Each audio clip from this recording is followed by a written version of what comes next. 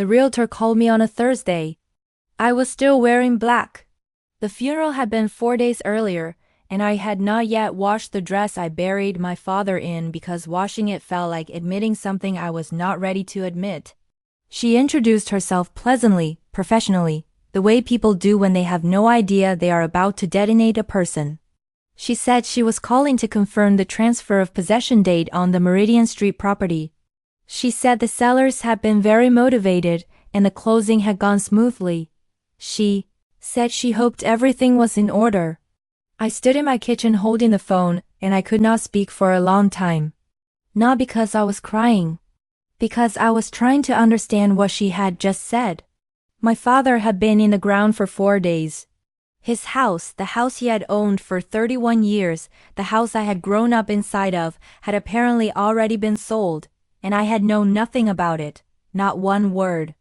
Not one phone call. Not one sentence from the people who were supposed to be my family. I need to take you back. Because the cruelty of what happened in that phone call only makes full sense when you understand what came before it. My father was a man named George. He worked as a civil engineer for 33 years. He was not wealthy by most definitions, but he was steady, and steady in my family was its own form of wealth. He bought the house on Meridian Street in 1991 for $114,000. He paid it off completely by 2009. That house was his singular point of pride. He painted it himself every 4 years. He knew the name of every neighbor on the block. He grew tomatoes in the back garden and gave them away in paper bags every August without ever being asked.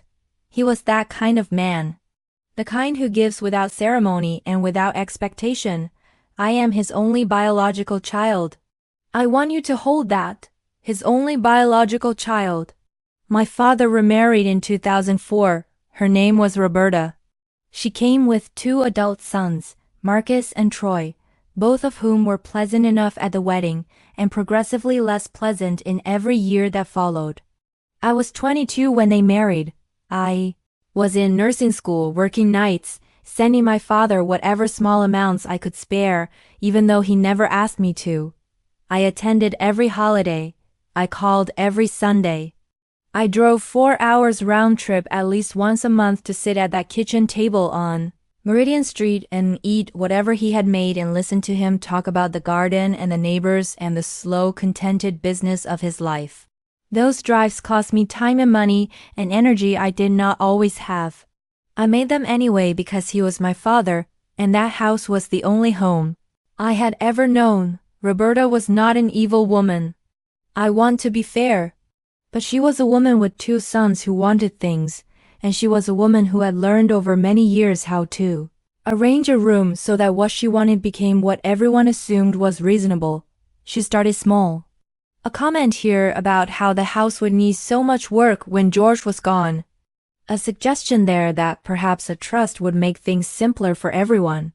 She used the word everyone the way politicians use it, as a container for an agenda. I noticed. Raised it once with my father gently, the way you raise something when you are afraid of the answer. He told me not to worry. He told me everything was handled. He told me Meridian Street would always be mine. I believed him because I had never had a reason not to believe him. That was my first mistake. My father was diagnosed with stage 3 kidney disease in 2019. He declined over 2 years, slowly enough that denial was always available as an option, quickly enough that by late 2021 it was no longer possible to pretend. I requested a leave of absence from my position at the hospital and moved into Meridian Street in January 2022 to become his primary caregiver. I managed his medications, his dialysis schedule, his dietary restrictions, his doctor appointments. I slept on a cot in the room next to his for 7 months. I held his hand through the nights when the pain was bad and he could not sleep. I bathed him when he could no longer do it himself, and I never once let him feel diminished by it, because he was my father, and dignity is the last thing you protect when everything else is being taken. Roberta and her sons visited on weekends. Sometimes they brought food occasionally. They said the right things, but I was the one who was there, every day, every night. For 7 months I was the one who was there. My father passed on a Monday morning in August 2022. I was holding his hand. It was quiet and it was peaceful, and it was the worst moment of my life and the most sacred, and those two things existed in the same breath, and I have never found the language to fully explain that. I made the funeral arrangements, contacted the relevant agencies, I notified the neighbors. I received the condolence calls and the casseroles and the cards, and I placed them all somewhere inside myself where I could deal with them later. I wore the black dress. I stood at the grave. I said goodbye to the man who had made me who I was. And 4 days later, while I was still wearing grief like a second skin, a realtor called to confirm the closing on a house that my father had promised would be mine. Here is what had happened. I learned it in pieces, the way you learn things when people are, hoping the pieces are small enough that you will not be able to assemble them into the full picture. In April 2022, 3 months after I moved in to care for my father, Roberta had taken him to an attorney. My father, who was on significant pain medication, who had been told his prognosis was poor, who was frightened and exhausted, and perhaps more dependent on her presence than he had ever been in their marriage, had signed a document transferring the Meridian Street property into a joint trust with Roberta as the sole successor trustee. The document also contained a sale authorization clause that gave Roberta the legal authority to sell the property immediately upon his death. The house was listed the day after the funeral. It was under contract within 72 hours. The closing happened while I was still sorting through his clothes. I found out later that Marcus had a real estate contact.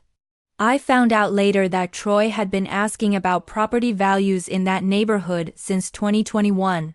I found out later that the three of them had discussed the house at length on multiple occasions without once, including me in a single conversation.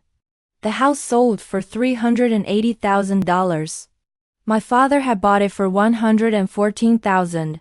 He had lived in it for 31 years. He had tended it and painted it and grown tomatoes in his garden. And the money went entirely to Roberta, and from Roberta I had no doubt it would flow in the direction of her sons. Not $1 was designated for me. Not one line of that trust acknowledged that I existed. Not one word. I want to tell you that I broke down. That I screamed at Roberta or confronted Marcus in a parking lot or sent a message I would regret. I did not do any of those things. What I did was go very still in a way that frightened even me. I sat in my car outside the house that was no longer my father's house, and I looked at it for a long time. I looked at the paint color he had chosen in 2020 and the garden bed he had asked me to help him edge that last good spring.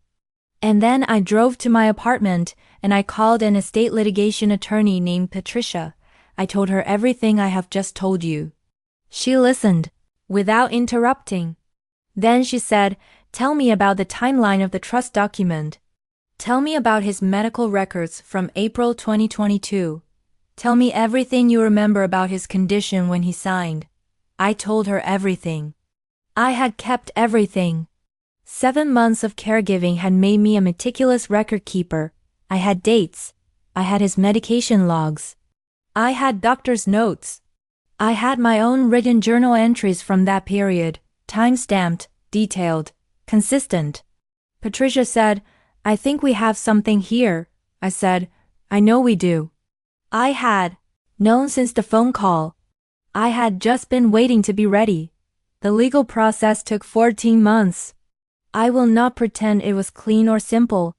There were depositions and document requests and a mediation session where Roberta sat across a table from me with her sons on either side of her and looked at me with an expression I can only describe as strategic pity. The look of a person who has decided in advance that what they did was justified and is waiting for you to accept that conclusion. I did not accept it.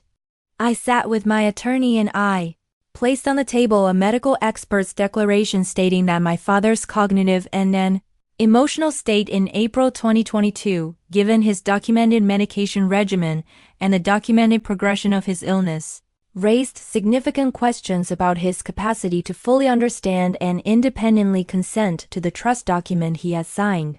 I placed beside it a pattern of communications, text messages between Roberta, Marcus, and Troy, legally obtained through discovery, that showed the sale had been discussed and planned before my father died. Before he died, while I was in the next room caring for him. The case did not go to trial. 4 days before the scheduled hearing, Roberta's attorney contacted Patricia with a settlement offer. It was not everything. It was not the full value of the house or the full acknowledgement of what had been done. But it was substantial. It was a number that reflected the cost of continuing to fight a case that, Patricia had explained to their side, they were likely to lose in front of a judge who would read those text messages. I accepted it.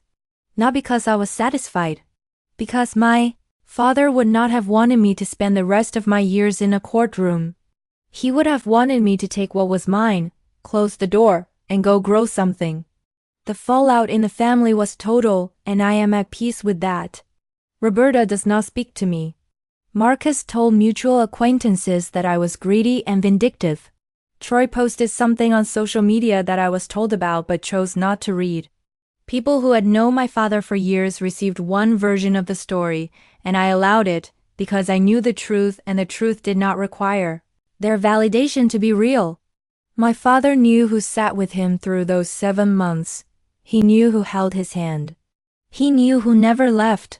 Whatever happened with that document in April 2022, I believe in a part of me that was formed by him that he did not intend for me to be erased. I believe someone made it very easy for a dying man to sign something he did not fully understand. And I believe the people who arranged that will carry it in ways they have not yet fully reckoned with. I bought a small house last year. Nothing like Meridian Street. Smaller, quieter, a yard with room for a garden. I planted tomatoes this past spring. I gave some to my neighbor in a paper bag and she looked at me like I was slightly eccentric and I did not explain. Some things you carry forward without explaining. Some things you just do because they are the closest you can get to the people you have lost. What I know now is something I wish I had understood earlier. Grief is not just an emotion. It is a vulnerability. And there are people in this world who look at a grieving woman and see an opportunity. They count on the tears to blind you. They count on the exhaustion to slow you. They count on your love for the person you lost to make you hesitate. Do not hesitate. Grieve fully and document everything. Love deeply and keep every record. Bury your father with your whole heart and then, when you are ready, stand up straight and find the best attorney you can afford.